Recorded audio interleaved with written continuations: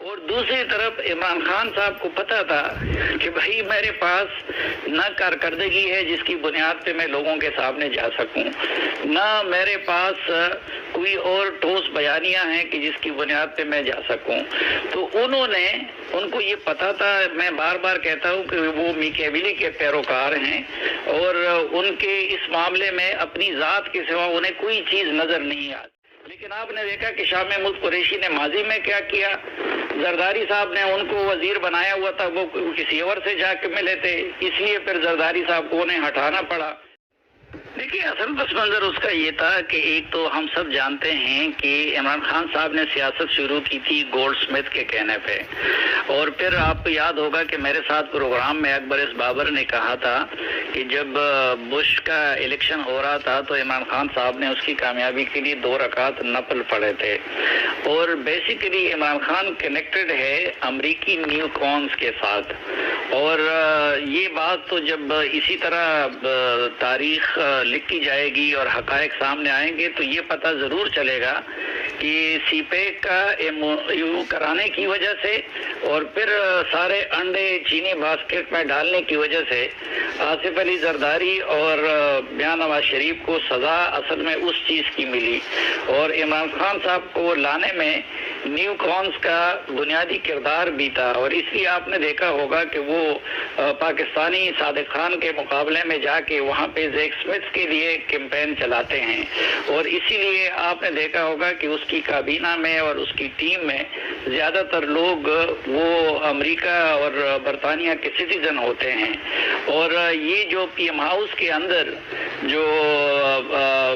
ایک پہلے عمران خان صاحب کے لیے تیار کیا گیا تھا جو اسپیشل سیکٹری ہوتا ہے ان کا، ان کے گھر کو اس کو پھر مہمان خانہ بنا دیا گیا تھا، اور اس میں یہ عارف نقوی اور انیل مسرت اور اس طرح کے لوگ پی ایم ہاؤس کے اندر ٹہرتے تھے۔ تو عمران خان صاحب اس پس منظر میں امریکہ سے خوفزدہ بھی تھے، اور اس لیے آپ نے دیکھا کہ اس کے حکومت سے نکالے جانے کے بعد بھی زلمہ خلیلزاد جو کہ نیو کونز کا حصہ ہے وہ آ کے ان سے خفیہ ملاقاتیں بھی کرتے ہیں، پھر وہ آرمی چیف کو ان کے ساتھ میٹنگ کرنے کے لیے سفارشیں بھی کرتے ہیں۔ تو ایک طرف یہ چیز تھی، اور دوسری طرف عمران خان صاحب کو پتا تھا کہ بھائی میرے پاس نہ کارکردگی ہے جس کی بنیاد پہ میں لوگوں کے سامنے جا سکوں، نہ میرے پاس کوئی اور ٹھوس بیانیاں ہیں کہ جس کی بنیاد پہ میں جا سکوں۔ تو ان کو یہ پتا تھا، میں بار بار کہتا ہوں کہ وہ میکیویلی کے پیروکار ہیں اور ان کے اس معاملے میں اپنی ذات کے سوا انہیں کوئی چیز نظر نہیں آتی، تو اس لیے انہوں نے پاکستانی عوام میں جو ایک مقبول چیز ہے اینٹی امریکنزم، دوسری طرف اس نے وہ چیز اپنانی تھی، اور اس کے لیے انہوں نے یہ نہیں سوچا کہ وہ اپنے سفارتکاروں کو کس طرح مذاق بنا رہے ہیں، وہ پاکستان کی خارجہ پالیسی کو کس طرح مذاق بنا رہے ہیں، کیونکہ جتنے بھی باخبر لوگ تھے پاکستان کے اندر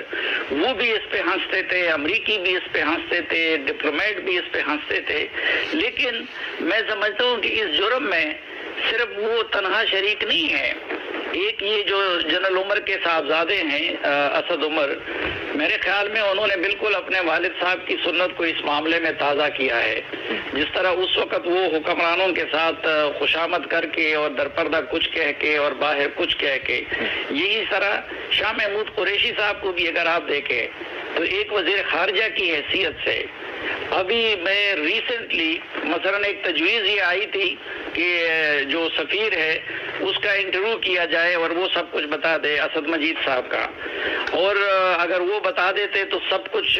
پی ٹی آئی کے بیانیے سے ہوا کے غبارے سے ہوا نکل جاتی،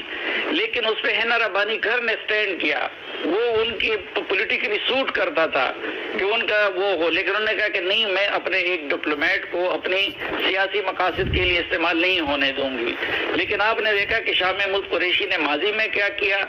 زرداری صاحب نے ان کو وزیر بنایا ہوا تھا، وہ کسی اور سے جا کے ملے تھے، اس لیے پھر زرداری صاحب کو انہیں ہٹانا پڑا، اور وہ بھی اس وقت مفت میں ہیرو ریمنڈ ڈیوس کے کیس میں اور باقی چیزوں میں اپنے بنانے کی کوشش کی تھی۔ یہ تو وزیر خارجہ اور اسد عمر جیسے لوگوں کا بھی فرض تھا